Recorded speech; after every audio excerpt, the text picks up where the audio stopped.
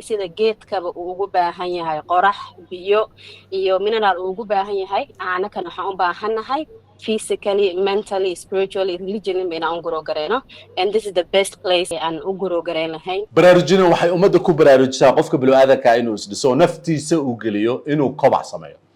doorkii dufco oo soo martay baraarujina koorsooyinka aan u sameynay qaybo kamid ah oo ka hadlaya not only inay naftooda ku baraarugeen but inay bulshadooda la wadaageen baraaruga ama inay naftooda wax taraan ama ay kobac sameeyaan bal ila dhageyso some of the laws ani macna ay sameeyay waxa waaye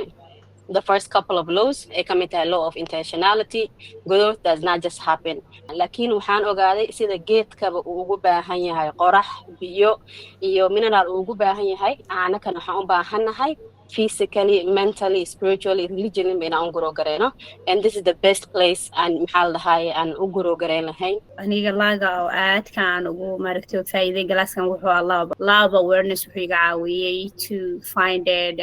aniga qofkaan ahay yeena naftayda barto example waxaan ku fiicanahay waxaan ku fiicnayn iyo waxaan ku liito iyo waxaan ku liida maalinkii ugu horeysay cashiradii la qaatay waxaan ogaaday inaan waligay intaan meel istaagay aanan su'aal isweydiinin maryanay horta yaa why are you here horta adiga mis jeceshahay waxaasoo idil waligay ma maqlinba marka waxyaabo badan aan ka faa'iiday qof kastoo maanta gruupka kusoo biiraayana aniga camal ahaayeen nolosha pilot iskaga socday waxaan dareemayaa ama rajaynayaa inuu wax badan ka faa'iidi doono insha Allah alxamdulillah first day ugu horeeyay waan ka helay anoo qof ku bush gareynay dhahay waa qaadan kartaa fadhiisada ku hayo koorsada waxyaalo badan bay iga bedeshay waxyaalo badan baan ka bartay waxyaalo badan baan ka faa'iiday qaar badanna weli oo hadda 1 iyo 2 aysan ahayn way ii socotaa inaan wax ka sii barto oo wax ka bedelo insha Allah biidinillah dabanad only inay dadkaanu ayagu kobac sameeyeen waxay kaalmeynayaan dadkii ka dambeeyay ee cashirada ka qaadanaya inay baraarug sameeyaan